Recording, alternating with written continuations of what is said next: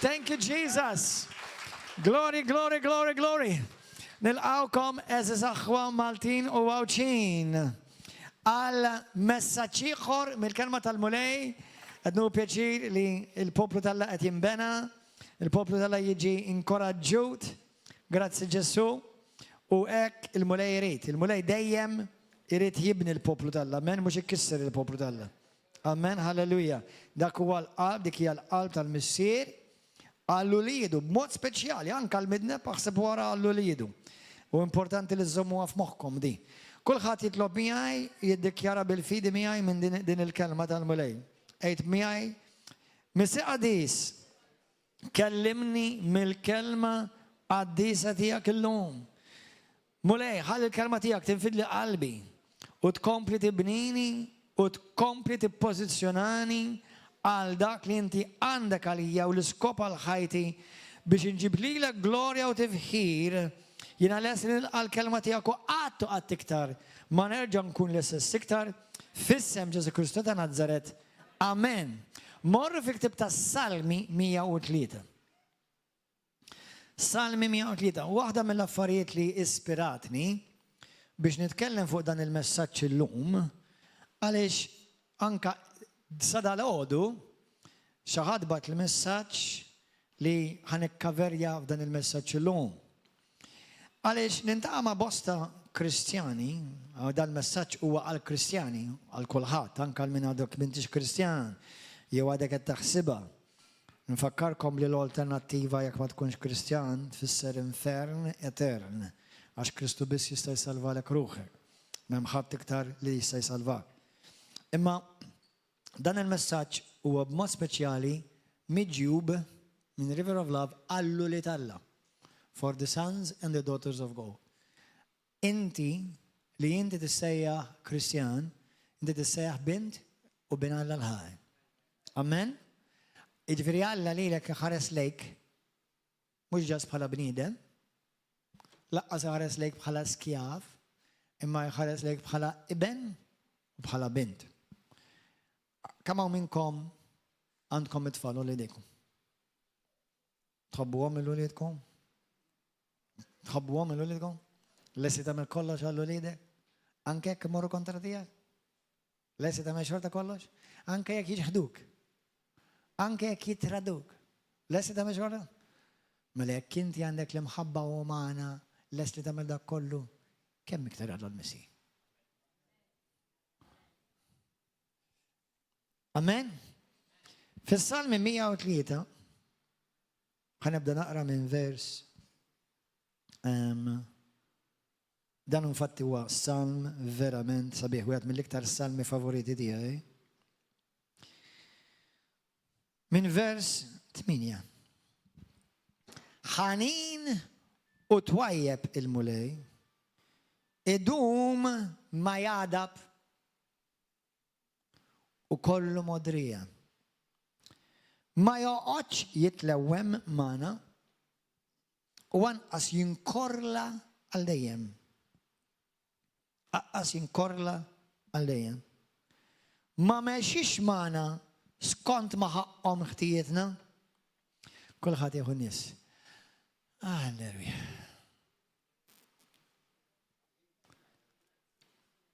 Avolja konna ngħidu alleluja meta konna naħsbu li qed nagħmlu xi favur lil dawk tal-purgatorju li ma jeżistix. Ma kif tgħid alleluja bl-Ingliż? Bla sens huma ngħidih, m'hemmx jiġri imma bħal speċi kif jgħidu bl-Ingliż bit-Taljan sospiro di sollievo o respiro di sollievo. Sospiro di sollievo, no? It's like ma mexiex magħna skont ma ħaqhom ħtijietna. Ma ħallasniex skont ma ħaqna żunitna. Daqskemm huma smewwiet il-fuq mill-art, hekk kbira tjubitu ma' min jibża minnu. Daqskemm hu mbijat il-vant mill-punent, hekk u bijat minna ħtijietna. Bħalma jħenni l-missier għal ulidu, ekk jħenni l-mulej għal min għandu l-biża tiegħu. Il-biża tiegħu ġifieri stima li żomm l-Alla fi stima għolja. Il-mistoqsija tiegħi llum, u ħanaqta ħafna minn dak li għandi ngħid imma let me go to the point. Għal dawk li ta' spiss jistaqsuni, Pastor, il-mulej telaqni, għazbaljajt, jew għaġnibt, jew għaxtlaqtu jien. Ta' spiss nisma' xi wħud jgħiduli jiena l-mulej telaqni, għax jiena mort lura fid-dinja. Illum għandna kismajna testimonjanza ta' nies li kienu marru lura fid-dinja. Kif irnexxilhom jiġu lura? Kif irnexxilhom jiġu lura li mhux qed nitkellem fuq midinbin jesqu lejn Kristu, nitkellmu fuq ulied, xi darba kienu ulied u marru lura d-dinja. U llum qegħdin hawn magħna ifaħħru lil Alla. Kif irnexxilhom jiġu lura? Għaliex ma jfissirx għax telqu huma l-Alla, Alla telaq lilhom. Sfortunatament, ħafna Kristjani jħarsu lej ħutom u anke x'gultan lejhom infushom kif iħares il-bniedem. Imma Alla ma jħares kif iħares il-bniedem, Alla jħares bajnejn ta' missier li l-imħabba u t-tjubija tiegħu u l-ħnina tiegħu lejk bħala ibnu u bintu ma tintemx, ma tinbidilx u ma tiġix alterata. Fuq din l-art. Ma għandkomx għalfejn tiċċassaw, intom li intom ġenituri għadkom kif għedtu u ħliftu anka les li tmutu ta' tiħajtek għal bintek u għal ibnek anka li telqek tradik għal weġġek xorta les li tamlu dak il-sagrifiċju. U Ġesu jgħidilna kemm iktar il-missier tas-sema li jestu jaf jagħmel dan. It-titlu tal-messaġġ tiegħi huwa Alla huwa iktar, ħafna iktar. Huwa ħafna iktar. Huwa ħafna iktar tajjeb milli taħsebin. Huwa ħafna iktar ħanin milli naħsebin. Huwa ħafna iktar paċenzjuż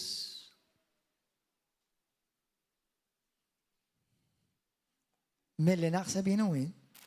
Aħna xi kultant naħseb li naħseb ġilettu ilu il-mulej naħseb tellajthom lok mulej. Ġilettu għomlu dak il-klim. Naħseb tellajthom l-lum il-mulej. Inti ngħid li ma tellajthomlux.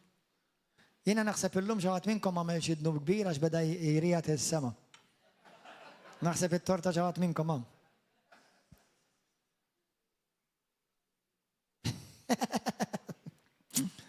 ċajta, ovvjament li mhuwiex hekk. Amen.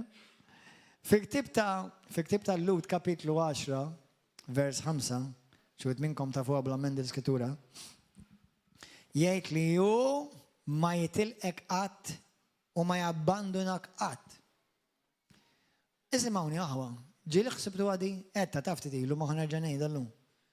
Ġieli ħsibtu għadi, meta jgħidlek jiena ma nabbandonak qatt, x'kondizzjoni jagħmellek? Xejn. Jiġifieri jibqa' miegħek anke meta tiżbalja. Jibqa' miegħek anke meta tinsa titlob. Jibqa' miegħek xorta u ma jabbandonak xorta anke meta għamilt xi wegħda u inti kissirta. Xorta jibqa' miegħek il-mulej. Għaliex l-imħabba u t-tjubija tal-mulej tibqa' miegħek għal dejjem u mhijiex ibbażata fuq kemm tajjeb int. Mhijiex ibbażata kif tirrispondi lura int. Ringrazzja l-Alla li hekk. Mhijiex ibbażata kemm inti kapaċi iżżomm il-parti tiegħek tal-patt. Għalkemm iva għandna responsabilità li nżommu l-parti tagħna tal-patt. Imma ma jfissirx għax kissirt il-parti tiegħek Alla jkisser il-parti tiegħu. Għax inkella ma huwiex fidil. Huwa jibqa' fidil meta l-Bibja tgħid xejn. Meta jiena u inti ma bqajniex fidili, he remains faithful even when we are not faithful. Amen? Li kieku mhux hekk, kieku inti qatt ma tista' ddur lura lejn mulej għax jgħidlek issa ġejt issa mpatilek. Issa ħa nagħmellek kif għamilt li int. Żgur, u Alla qiegħed iħares. U qed iħares kemm jiena u inti aħna ċebi t-tikka. U jaf li inti ċebi t-tikka. Amen, u jaf li ħab nies li huma ċebi t-tikka. U li xuħut minnhom jaf li waqtelhom it-tikka wkoll. U xorta ma jitilqekx u ma jabbandonakx. Amen. Għaliex Alla huwa ħafna iktar minn dak li jiena u inti nistgħu nimmaġinaw. Waħda mill-affarijiet li l-bira konna nitkellem ma' xi hawnhekk waqt li kellna il-barbecue. Apparti li konna nitkellmu kemm kien tajjeb il-burger u kemm kienet tajjeb it-salsett Malti u kemm kienet tajba l-biċċa laħam u whatever u s-salat vera kien tajjeb. Ma waħda mill-affarijiet li konna nitkellem ma' xi hija fuq xi ħaġa li l-mulek impoġġili f'qalbi ħafna snin ilu.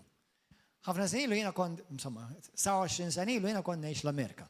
Kont nivvjaġġa madwar l-Amerika, nippritka, parti l-ewwel kont ballerin, ovvjament bħalma ħafna tafu. U niftakar kont immur u nippritka fil-knejjes meta mbagħad igradwajt mill-Bible College, kont nippritka bħala dak li jgħidulu traveling minister itinerant.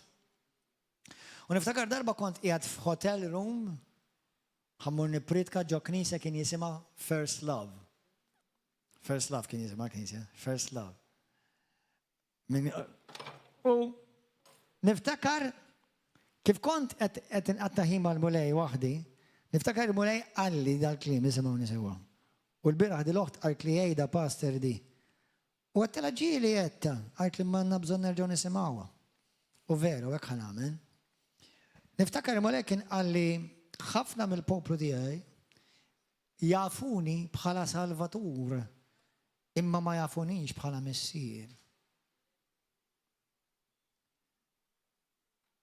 Illum jiena nista' nifhem ftit għax għandi juliet, apparti li għandi lut spiritwali u nħobbhom xorta l-istess, u ma nabbandunax il-lut spiritwali li abbandunaw lili, għax inkella ma nkunx missier tajjeb. Imma il-lut naturali tiegħi meta jizbaljaw. Il-bira, per eżempju, ġeżaj għamel zbal bli ġili għamela Mikajja smot ieħor bħal ma nagħmlu jiena. U vera ammirajt it-tifel tiegħi għax għamel zbal li tinstema forsi kien zbal daqsxejn iktar aħxon minn tas-soltu, ma se noqgħod ngħidilkom għax laħfirtlu. Sewwa. Firtlu. U l-imħabba dak li da, mertaħ fe. Imma ammirajtu li ġurnata sħiħa baqaj li dedi vera sorry ta' dak li għamilt, lek vera sorry dak li jett, lek vera sorry. Ma nafx fettilli, għafilli, għetlu għfirtlek. Reġaġi u għarftit, vera sorry dedi. Għfirtlek. Sa fil-ħaxija, għalli dedi ismu ħanarġanili, għalli ħanajla xaħġa, vera dispieċini u sorry da dak li għamilt lek. Għetlu qalbi, għetlu jena għfirtlek. Għetlu inti ma tistax tbiddel kif jien nħobbok li l-għax inti bni. Tamel x'tamel minnaħa tiegħi lejk ma jinbidel xejn. U għetlu, just kun fil-paċi, be at peace. You're forgiven. I forgave you. It's okay. Don't worry about it. Għetlu ma nammirak li ħassejtek ħażin fuqha. U għetlu, il-Bibja, l-Skrittura tgħidilna li Alla ma jikkondannax lill-ulidu. ħana ġan jgħidilkom di għax mid-dera naħseb ċertu nis fuq Facebook qed jinsewa di. Alla fi Kristu Ġesu ma jikkondannawx lill-ulidu.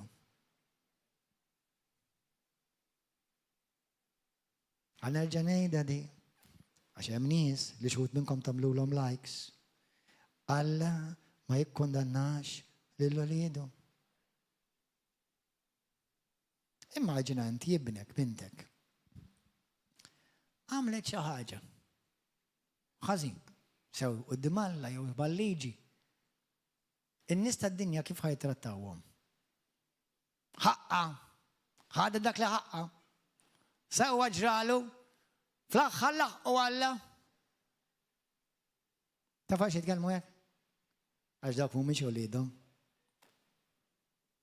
Ara kif jgħidu uliedhom.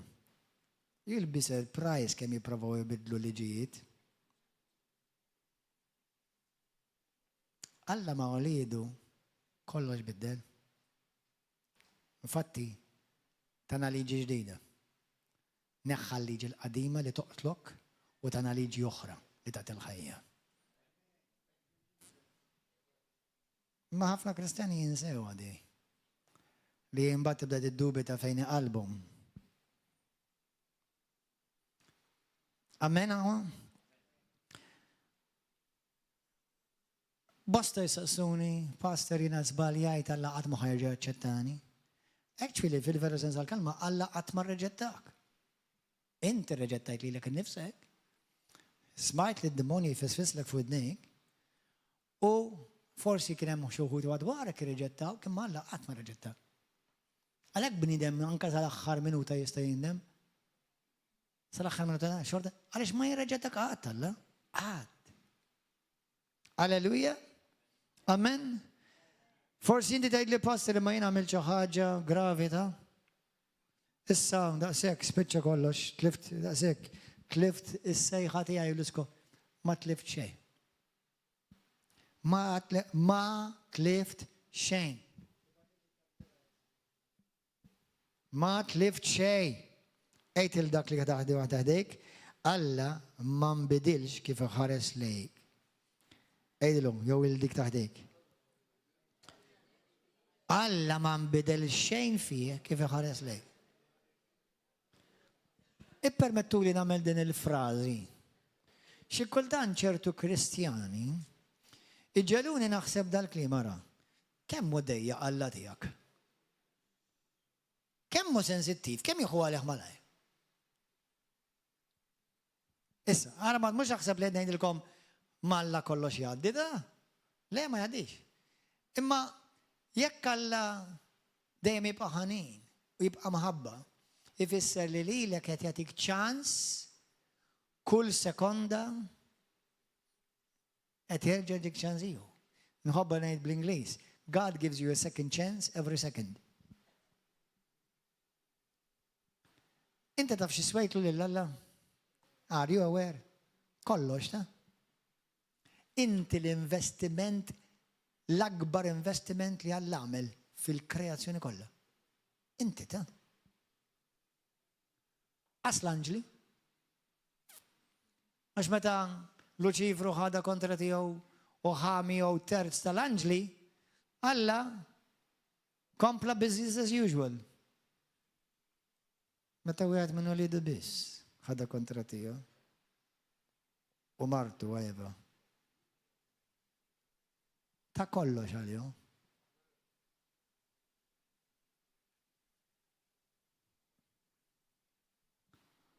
Ta' kollox għalihom. Xi ħaġa, allura Alla ma jirrabjax magħna llum mule, pastor. Ismawni. Hemm passaġġi fit-Testament il-Ġdid, għax naf li forsi xi wħud jistgħu jaħsbu fuq ċertu passaġġi fit-Testament il-Ġdid. Bħal Atti tal-Apostli 4 u 5, Atti 13. Mhux ħanidħol fiha, imma ħanidilkom dal-kliem. Alla jirrabja iva. Meta? Il-bieraħ, il-lum u għallejjem. Kif allura? Għax Ġesu huwa Salvatur etern li ħallas għal korla Alla tal-bieraħ, tal-lum u għal-dejjem. Allura minn flok tibla jew nibla jiena u inti l-korla Alla, Kristu jerġa' jfakkar lil Alla l-missier, mhux għax għandu l-amneżja ta'. Li dak li ħaqqek intu jien tiġġa Kristu ħallas għalih bil-qudiem. Mhux għax Alla mhux ġust u llum sar jippet jadnu piktar minn qatt qabel, le. Xorta, issa jekk jalaqlek iċ-ċens u inti tkun għadek tgħix f'ħajja ribelluża ta' dnub, hemmhekk qed tpoġġi ruħek fil-periklu. Ma sakemm għadek ħaj, il-ħnina Alla għadha kompluta totali għalik, ma tbiddel xejn. U jippreferi li jiena u inti nindem. U jtik iċ-ċans biex tindem. 1100 miljun ċans kull jum biex tindem. U ma jaqta' qalbu minnek qatt il-mulej. Staħen sitra anka sal-aħħar minuta tas-sodda tiegħek kif qed tmut.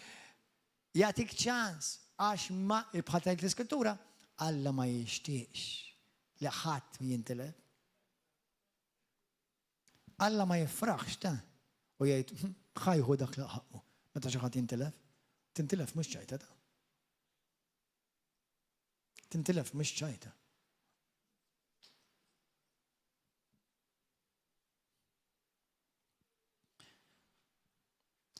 Jekk Alla huwa etern, moħkom hawn. Di vera lili darba meta l-mulej qalili ħelsitni. Aħna jiena u inti ma nifhmux l-eternità totali, all right? Nista' nitalmu fuqha imma biex tifhimha totali isma'u nisew. L-eternità jiena u inti ma nifhmux totali. Għal Alla dak li jiena tnamlu llum, qed nagħmel illum, Alla tiġaraħ minn eluf ta' snin ilu jseħħ.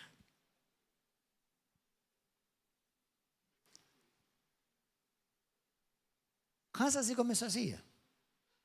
Alla qatt ikun sorpriż. Għaliex? Għax tiġaraħ minn qabel. Alla, kemm hawn minnkom il-mulej għażilkom u li dik, għażlek il-mulej. Ra minn qabel dak li kont se tagħmel illum. Ra minn qabel il-mulej il-froġġa li għamilt il-bira. Ra l-mulej il-balbuljata li għamilt ix-xalladda. Kif xorta ħabbek? Kif xorta għażlek? Xorta salvak.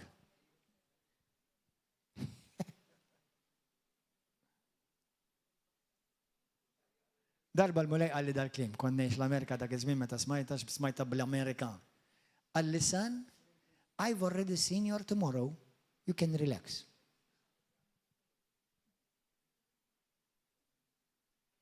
Get a revelation of that. If he has seen already your tomorrow, you can relax.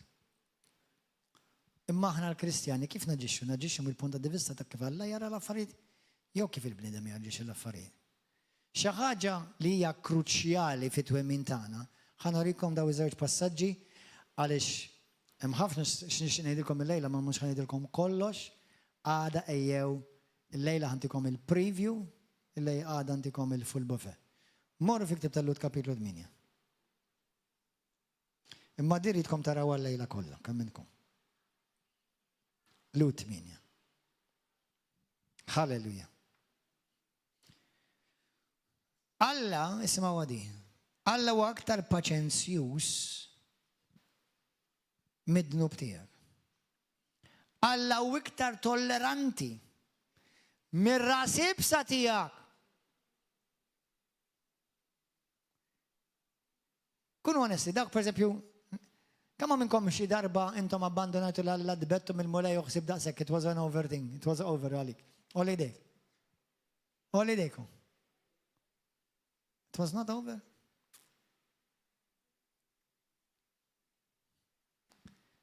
Kemm minnkom kontu fil-ħażen u kont konxju li kont fil-ħażen olli dejk. Mamma mia, xaru kaza. Kemm għandna midibbin li ġew imqazzin.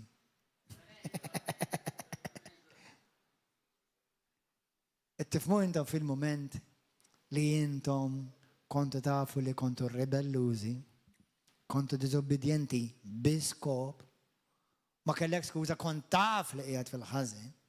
Aħna wara kollha nisbaljaw, imma mhux kulħadd jgħix apposta fil-ħażen, imma hawn min jaf li dem il-ħażen u jkompli għaddej. Kif? Xorta irnexxilek tiġi mifdi. Tinejlek għaliex? Għax inti bdilt, Alla ma nbidilx.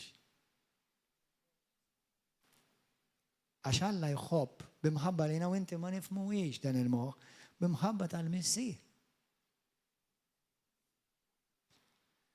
Il-bieraħ konna nitkellem ma' xi li għamlu żmien il-bot mill-mulej, il-bot mid-din id-dar fejn Alla ħawilhom, reġgħu lura, ir-restawrati għaddew minn burraxka u għallu li passer, għallu li meta aħna għaddejna minn il-burraxka u għamlu żbalji ħorox fuq livell nazzjonali. Meta għallu la passer, għallu li meta aħna konna għaddejn minn dan iż-żmien, inti l-inna xorta ċettajtna lura u xorta ma abbandonajtniex u għentina. Dak mhux biex niftaħar jien ndoq trombi, imma biex ngħidilkom li dik hija l-qalb tal-Missija. Issa, ma tista' tisforza l-ħadd jagħmel xejn. Għalhekk l-ikbar arma li jiena u inti nistgħu nużaw hija t-talb. Imma talb mill-punto di vista tal-qalb tal-Missir. Minn taħt id-dawl fi Kristu fil-kreazzjoni ġdida. Mhux mid-dawl tat-Testament il-qadim. Imma mid-dawl tal-patt, jiena u inti maħniex taħt il-patt il-qadim maħodit ifmuha, please ifmuha ta' dita għax di bidilkom il-perspettiva totali, Kif tħares lejn Alla? Kif tħares lejn ħuk u lejn uħtok? Totalment biddililek il-perspettiva. Halleluja. Isma' Lut kapitlu 8, vers 5. Jew ħanibdew vers 4 biex tagħmel is-sens, insomma. Le, vers 5, Qed jirreferi għat-Testament il-qadim għall-Patt il-qadim. Dawn jaqdu santwarju li huwa ġbija u del, kulħadd jgħid del, ta' dak tas-sema. Skont ma Alla qal il-Mosè meta dan kien wasal biex iwaqqaf it-tabernaklu. X'qed jgħid it-Testament il-qadim, morru Kolossin 2, it-Testament il-qadim huwa del. Aħna ma ngħidaf li qedtilkom ħafna drabi dillu il-qadim, imma sert norikom l-Iskrittura. Kolossin 2, it-Testament il-qadim jiena u inti maħniex taħt il-patt il-qadim. Kemm il-darba qedtilkom imma naf li hawn il-ġodda u hawn min jinsa. Aħna maħniex taħt qatra tat-Testament il-qadim, laqas qatra minnu. Alla ma għaliex jiena ħantikom patt improvjat, ħantikom patt ġdid. U l-Iskrittura tgħid bl-aktar mod ċar il-qadim għadda totali u ġie obsolet. Lut kapitlu 8 u 9 marru qarawhom sewwa. Obsolet. Absolutely ġviri, no longer in use. That's it, totali. Illum jina u inti Alla ma jiddiljies maħna kif kien jiddilja mal-poplu ludi. Per eżempju xi ħaġa oħra li vera nitnikket meta nisma' hekk suppost Kristjani li huma kreazzjoni ġdida jibritkaw. L-Ispirtu Santu telqek, l-Ispirtu Santu ħajtilqek. Dak mhuwiex dottrina ta' Kristu. Dik jgħid biss taħt it-Testament il-qadim għaliex l-unika nies li kellhom l-Ispirtu Santu huwa l-profeta u l-qassis u l-re. Laqqas il-poplu kollu tal-la. U laqqas kellhom l-Ispirtu Santu magħhom, kellhom biss l-Ispirtu Santu fuqhom. Kristjani, jalla hawnhekk ħankun naqra qiebes, sew dawk li intom hawn preżenti u dawk li qed jisimgħu fuq il-Facebook għax believe it or not anke dawk li ma jiġux hawn ħafna jaraw. Grazzi Ġesu, komplu segwu. Ifqu ġibu kundanna fuq ras il-poplu tal-Alla. Aħna ma naqdux Alla ta' kundanna. Aħna għaduna Alla li jġib ir-restawrazzjoni u l-fidwa, Alla ta' fidwa, mhux Alla ta' li joqtlok u jkisrek.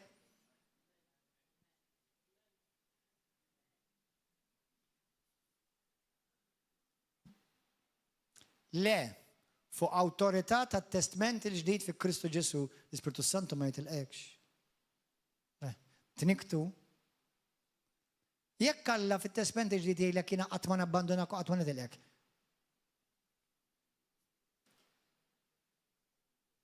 Qatt, mhux għalek meta timxi bismihu, anke meta mhux qed jieħu pjaċir tek tiżbalja, u laqqas qed ngħidlek kompli żbalja. Sewwa, imma jekk jitilqek inti qatt ma tista' tindem, qatt. Jekk jitilqek l-Ispirtu Santu qatt ma tista' tindem. Aw minnkom ġiet rajtkom jiena tiżbalja quddiem għajnejja. Mhux għax tagħmel differenza quddiem Alla, ma fis-sens naf li qegħdin hawnhekk għax li mħabba Alla u tiba Alla ħadmet miegħek u qiegħed lura hawn il-Knisja. U meta ġejt lura u inti ndimt lejn Kristu, naqs li kieku qatt ma ġara xejn għax Kristu reġa' tak reġa' bidu ġdid. Amen. Halleluja. Isma'wa, fil-ktieb ta' Kolossin 2.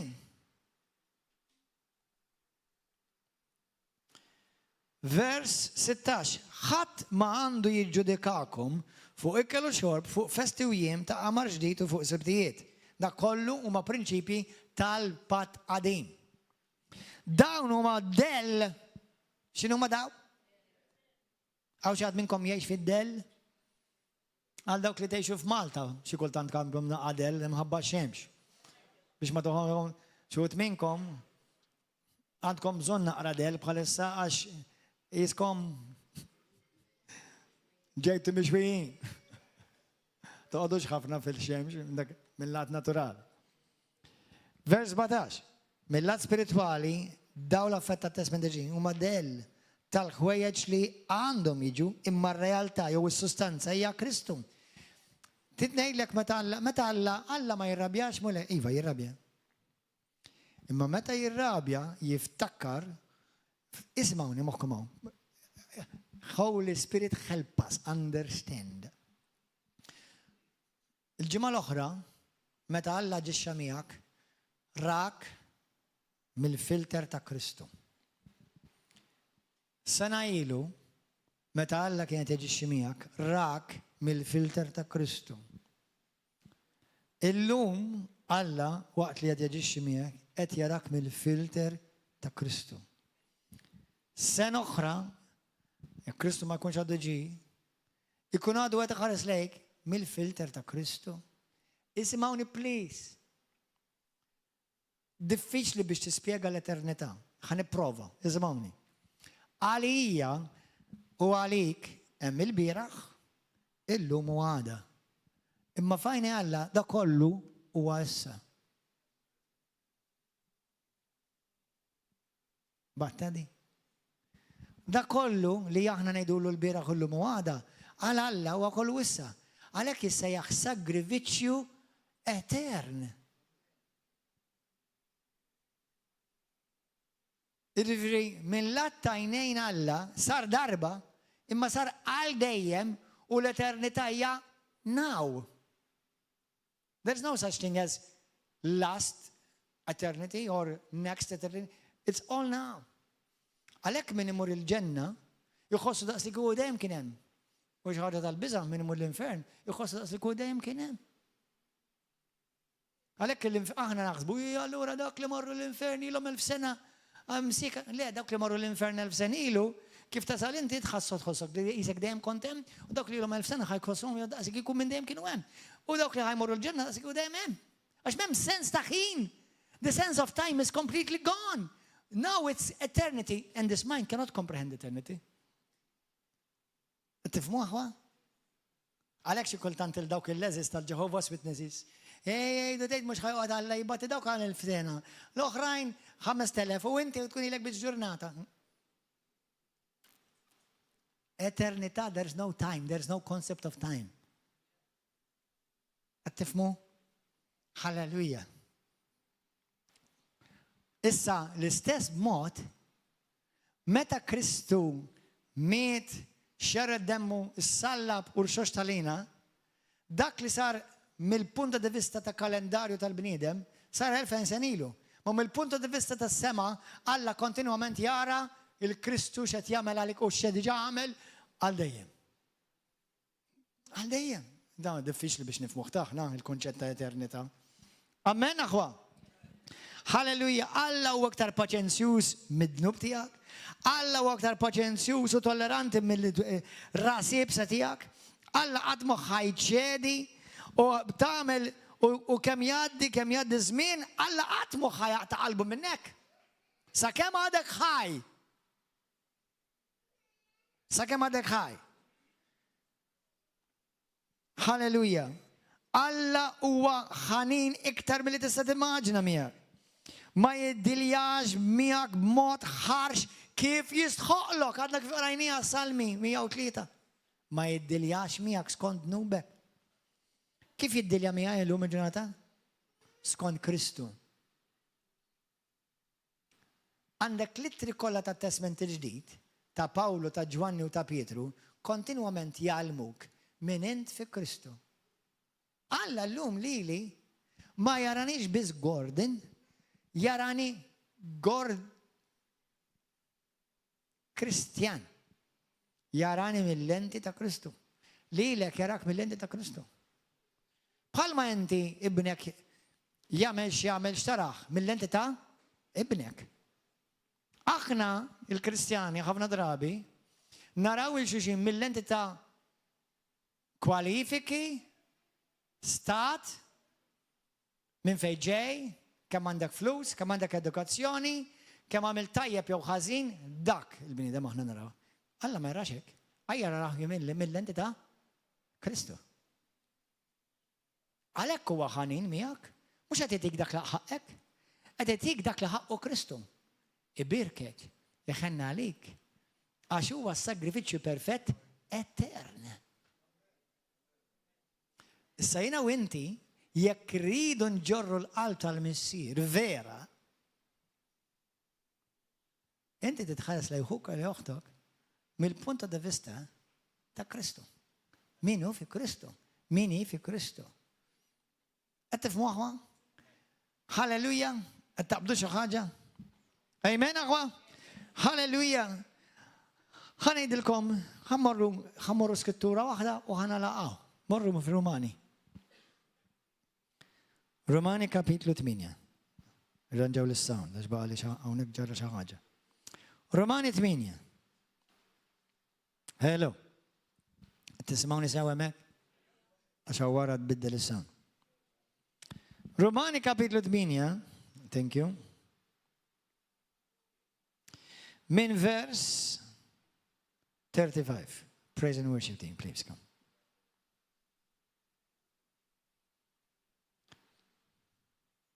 Anzi, nibda naqra minn vers 31. Isema' għad l-iskrittura kemmija sabiħa minn vers 31. Xinajt mela qudiem dan kollu, jekk Alla huwa magħna min jista' jkun kontra tagħna. U li janqas lill-ibnu stess ma' ħafira, imma taħalina il-koll kif ma jagħtinix ukoll miegħu kollox. Min se jakkuża di konferenza tista' tagħmel fuqha. Min se jakkuża l-mażulin talla. Għaliex il-mażulin talla ma jistgħux jiżbaljaw, ma jagħmlux paprati. Alla stess huwa li jiġġustifiku. Now do you understand certain spirit behind certain posts? Ġesus qallhom minn dawk id-disċipli. Intom ma tafux x'ispirtu intom. Intom ma tafux li bin il-bniedem ġi biex jisalva l-erwieħ mhux biex jeqridhom. Tifhem il-qalb ta' Ġesu?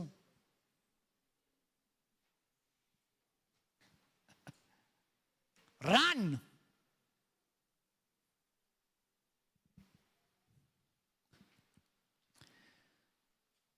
Alla stess huwa li jiġġustifikak. Tinnejlek għaliex? Bħalma inti tġustifika lill-ibnek u lill-bintek.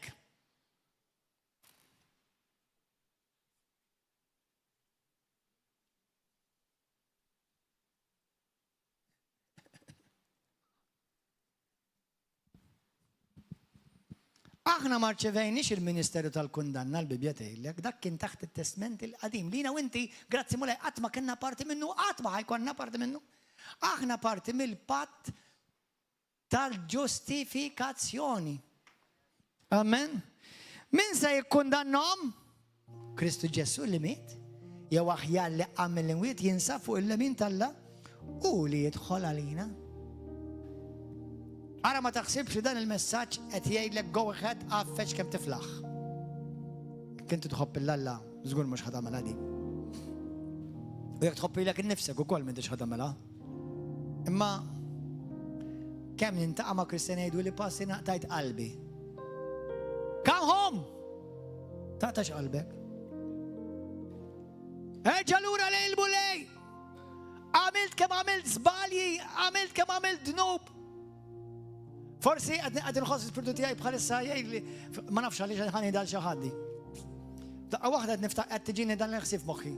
Pastor, qabel jiena issa mhux qed ngħidilkom li min jagħmel dawn l-affarijiet ħajmu l-infern, imma forsi tħossok ħażin hawn xi ħadd għandu bżonn jisma' dil-kelma.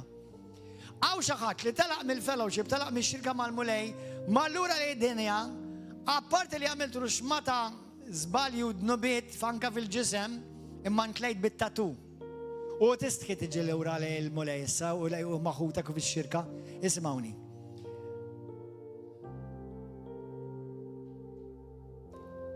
Ġismek ħatħalliħaw.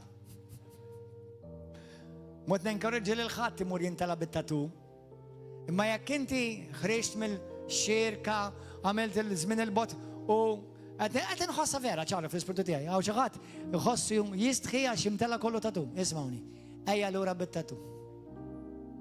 Għal it-tatu kollu għaw ħajtħol, għaw ħajpazgu. Kollu trab ħajsir u kun għamilt rixmatta flejjes u spesa għal ġej. L-importanti ruħek li swit il-Kristu kollox. Mbagħad la tiġi lej Kristu jqaf għamel tatu simma. Jqaf. Imma dak li sar sa. Dak li sar. Il-Bibja tgħidlek bl-aktar maċċar dan il-ġisem ma jridx il-ħajja dejjem. Amen. Hallelujah. Thank you Jesus. Min se jikkundannom vers 34. Kristu Ġesu li miet jew aħjar li għamil inwiet jinsa fuq il-lemin talla u li jidħol għalina mela. Min se jifridna mill-mħabba ta' Kristu? Xa jifirdek mill-mħabba ta' Kristu? Il-taħbit, id-dwejjaq, il-persekuzzjoni, il-ġuħilera, il-tiġrib ix-xabla, bħalma huwa miktub. Minħabba fik il-jum kollu jikkondannawna għal-mewt.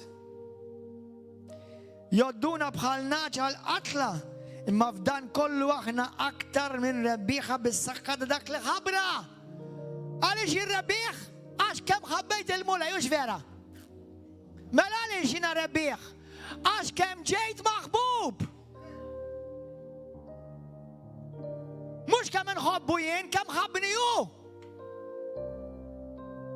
Għalhekk il-fidi tiegħi taħdem, il-fidi tiegħi ta' fex taħdem, għaliex il-fidi tiegħi hija konfidenti bl-imħabba tiegħu lejja li ma tispiċċa qatt. Amen. Għax jien żgur l-mewt, l-ħajja, l-anġli u laqas il-qawwiet, l-żmien tissa u laqas li ġej, l-setat, l-oli u l-anqas il-font, l-ebda ħli oħra ma jistgħu qatt jifirduna mill-imħabba tal-Alla li deret minn Kristu Ġesu Sidna. Amen. Ismawni aħwa, mhux qed nitkellem għal daw in-nies li apposta jridu jmorru kontra Alla. Tagħmel xekk. Għad-dannu tiegħek qed tagħmel hekk. Jekk qed tagħmel apposta hekk qed tkun għad-dannu tiegħek. Imma l-maġġoranza ta' nies li intaqa' miegħhom u jgħidu li dawn l-affarijiet jaqtaw qalbhom li jħossuhom il-bot li Alla ċaħadhom li Alla abbandunhom qed nassagurak fuq l-awtorità tad-dem ta' Kristu. Li Alla ma ċaħdekx. Li Alla ma abbandunakx u Alla jaf x'għamiltu, ħafillek nubietek. U lilek joħobbok iktar milli jobgħod id-dnub.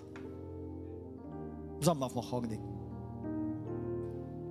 Allura għal dawk li żbaljaw, żvijaw u forsi llum il-ġurnata bħalma ġiet tgħid li oħt ġimgħa tgħidu passer kont qed niġi żvijata imma bdejt nitlob il-mulej għad disċernment u l-mulej fedaħ li għajnejja li kont qed nisbalja. Il-mulej ikollu ħafna iktar bħalhom. U wara ma jkun hemm xi ħadd minnkom bravi tiġi tgħidlu issa ġejt, x'ġejt tagħmel hawn. Ara ma jfett il-lek, xaxi kollok tħallas għal-dem u għal-dem ma jint qudiem Alla.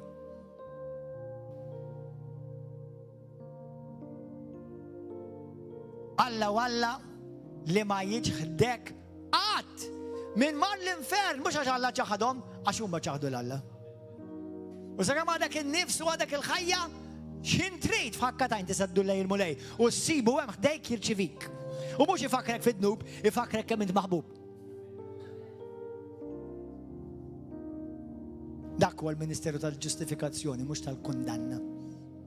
Halleluja. Grazzi Ġesu. Alla jaf, ftakar x'kellu jħallas għalik. Is-sejħa tal-Alla fuq ħajtek ma spiċċax. Fl-aħħar mill-aħħar is-sejħa tal-Alla mhix fuqek mhux għalik wara kollox. Wara kollox il-mument li Alla għażlek u l-mument li Alla sejjaħlek hija għal-glorja tiegħu u biex juri bħalma tgħid l-Iskrittura il-ħnina, il-rikkezzi tal-ħnina tiegħu lejk. Taf lek tgħid fil-Iskrittura fil-Salmi 2 fil-Efesini 2. Aħna vessili tal-fuħħar magħmula minnu għall-glorja tiegħu. U ftakar li l-grazzja tal-Alla lejk hija ħafna ikbar mid-dnub jew il-ħażen jew il-balbuljat jew l-iżbalji jew deċiżjonijiet ħżiena li inti sajt għamilt. U Alla ħajuża il-ħmerijiet jew anke l-iżbalji li għamilt u jdawwarhom mal-ġid tiegħek u għal-glorja tijak. Ħalli għal-glorja tal-mulej, skużawni, għal-glorja tal-mulej, mal-ġid tijak. Amen. Alla ma ħaxxok. Meta żbaljata xraq. Kien ra il-fatur. Ma waqax minn fuq it-tron. Ma nbidel xejn mill-punto di vista tiegħu lejk. Alleluja. Xi wħud meta jiżbaljaw jew jagħmlu xi paprata, jew jibqgħu jiġu l-fellowship jgħidu issa daqshekk m'għandix iktar ċans. Min qallek qalbi? Min qallek? Naf min qallek? Jew id-demonju, jew xi wieħed li d-demonju nqeda bih jew biha. U insmajtu għax ma qattajġ ħin taqra l-kelma ta' Kristu. U minn flok mor taqra l-ktib tal-Levitiku.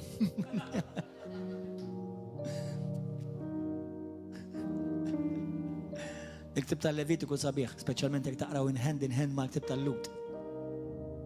Għad ngħidilkom hekk bċajta ma' fl-Assassins biss vera. Jiena u inti maħniex taħt Levitiku, laqqas Deuteronomju, laqqas Eżodu, aħna taħt Kristu. Għax aħna fi Kristu. Għanna paġ ġdid li id-dem tiegħu kontinwament jgħajjat. X'jgħajjat?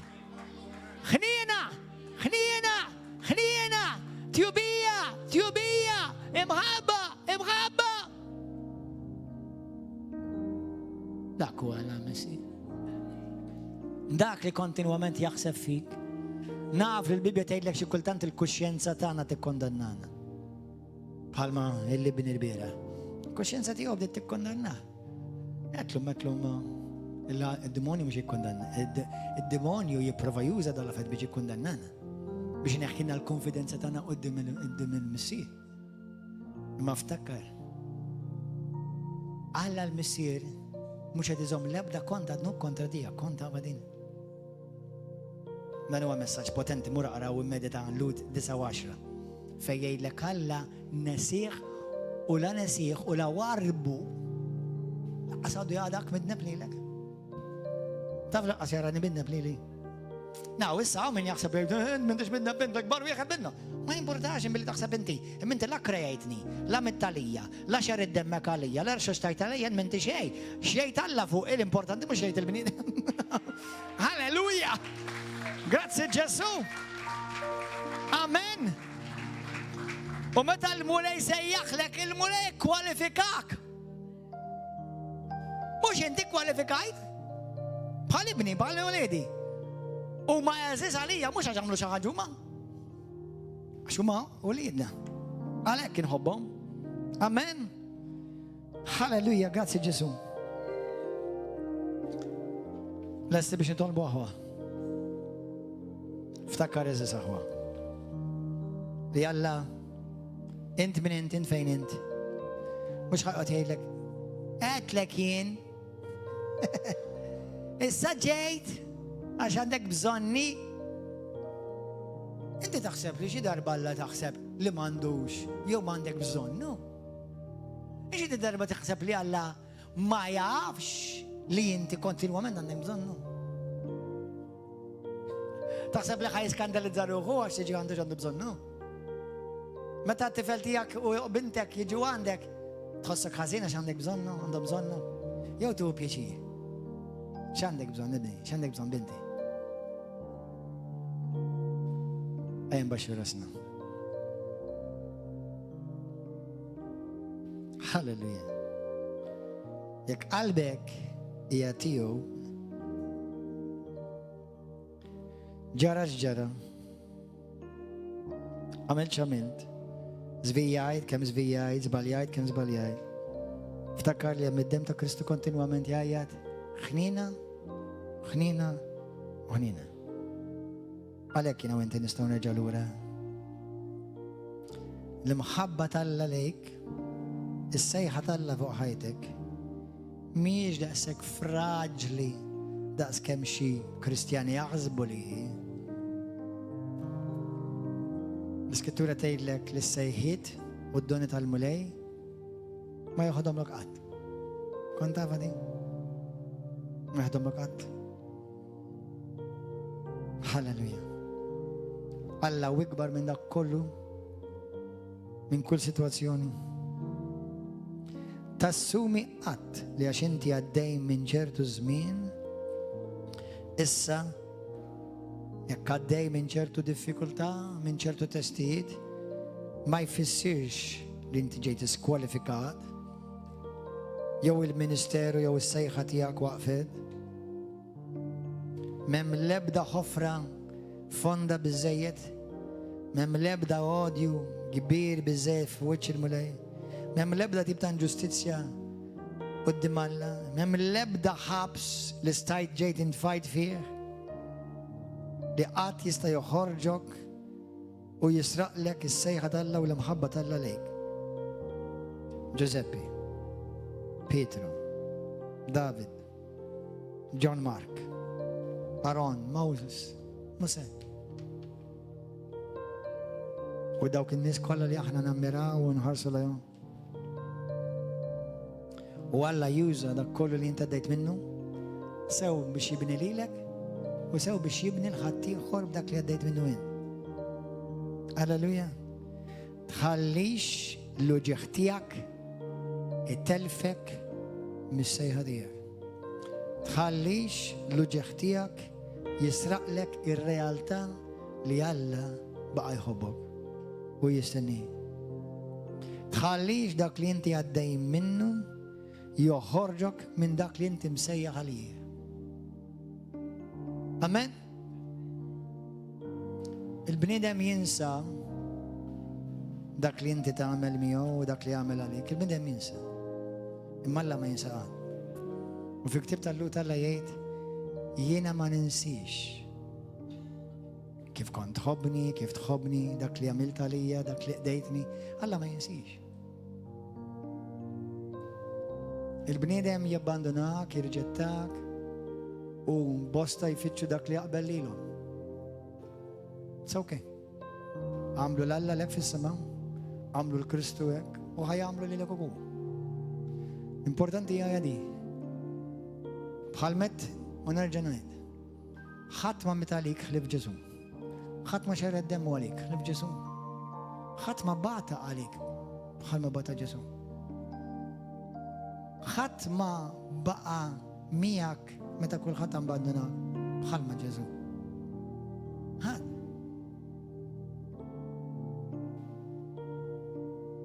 Ix-xitan huwa giddieb. Jekk l-għadu ġi fisfislek u ġi jgħidlek inti ġejt diskwalifikat, inti ġejt diskwalifikata. It's a lie from the pit of hell.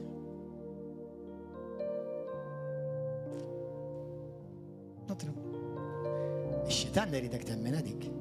Għax jaf li bis-sejħa tal-Alla fuq ħajtek hemm nies li jrid imiss. Hemm pjanta fidwa għal-bosta. U inti trofew fidejn il-mulej ta' dak li Alla jrid jagħmel bik. Imxi l-qoddim, tħares lura.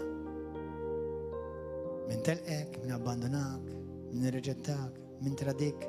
It's okay. Romani jgħid 8:8. Kollox qed jaħdem għal-ġid tiegħek. Kollox għal-ġid tiegħek. Inti proteġi qalbek dak biss se tagħmel. Kollox qed jaħdem għal-ġid tiegħek. Għaliex inti msejħa u msejħ minn Alla. U għaliex int ħabbejtu u ġejt maħbub minnu. Tinsijiex di. Kaw xaħat il-lejla jgħid pastor, kulħadd ibaxxi rasu għala għajni. Tkellem għal-mulej stess fejn inti.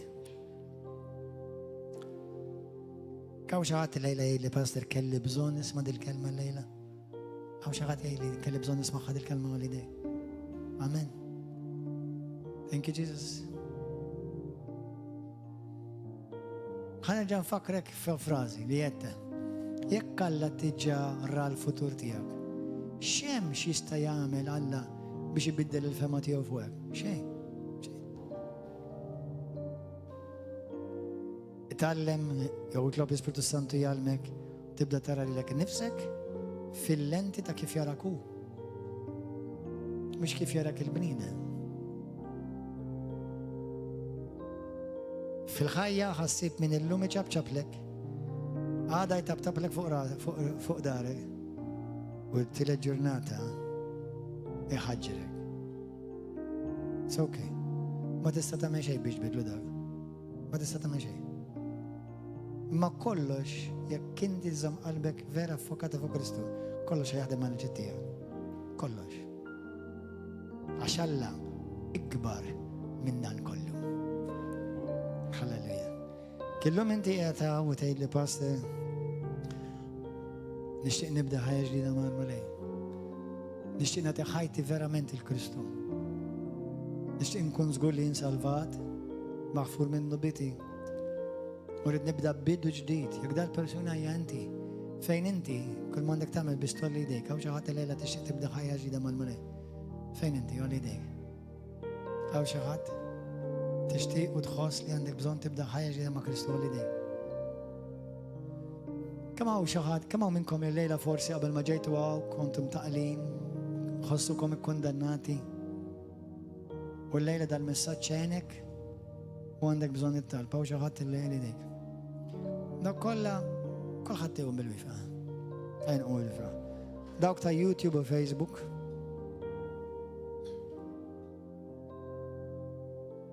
Thank you Lord.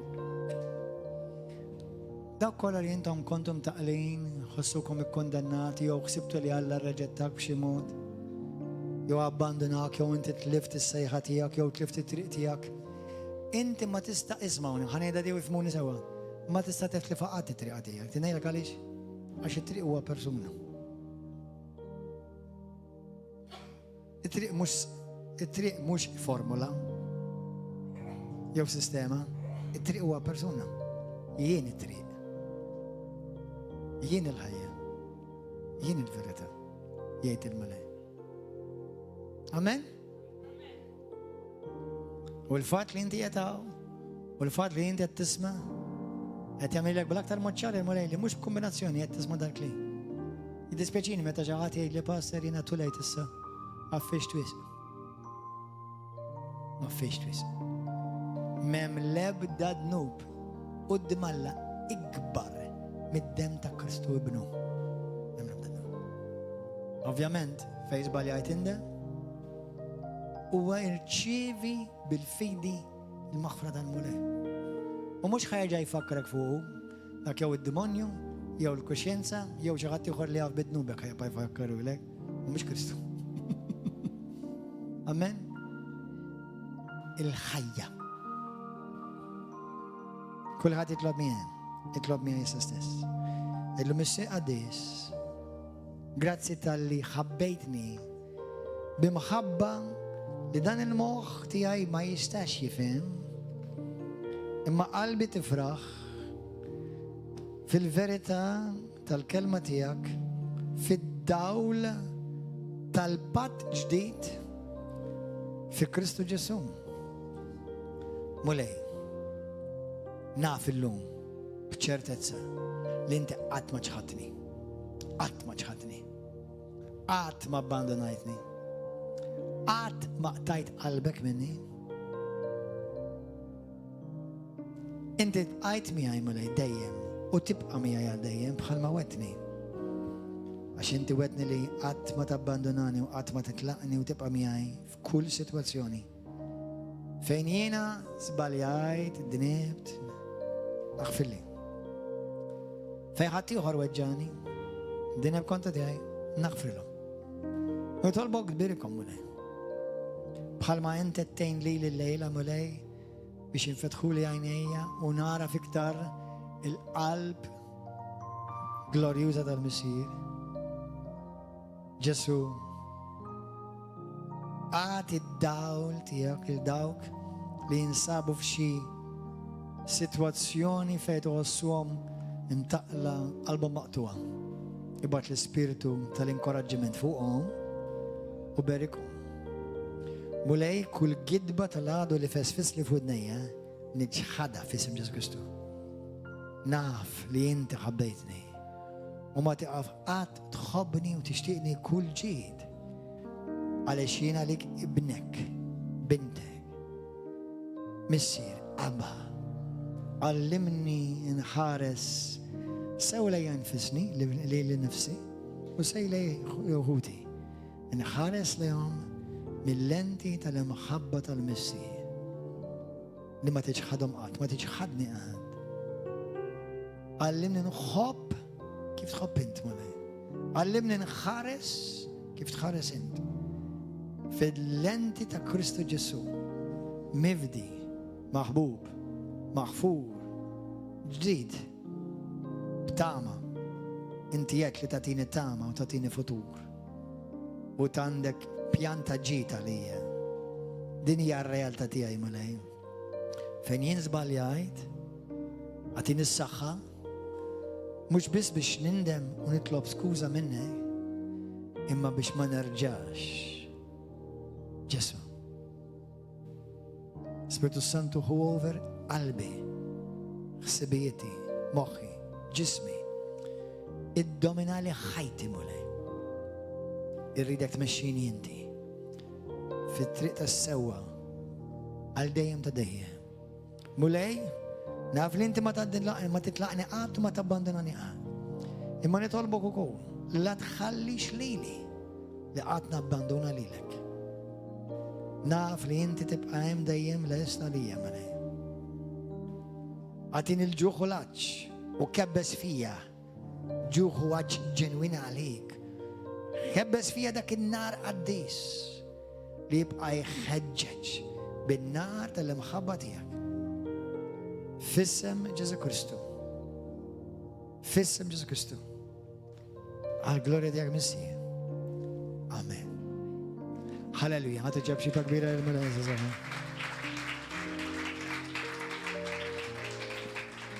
Jekk Alla jrid għada fil-għodu, il-messaġġ ikun daqsxejn iktar dettaljat, imma naħseb biżżejjed ukoll dak li ndhom smajtu l-lejla. Mur immedita fuq dak li smajt. U kun imbirek u kun ta' barka. Ftakar li Alla ma jagħmel xejn biex ikisser l-irwieħ. Xejn. Dejjem biex jirrestawra u biex jibni. Amen? U aħna wlidu nġorru d-DNA tiegħu. Amen? Halleluja. Lilkom fuq YouTube u Facebook il-paċi ma'kom, narakom għada fil-ħodu. Ejjew naqdu ma' hawnhekk ġewwa River of Love, flasha ta' fil-ħodu.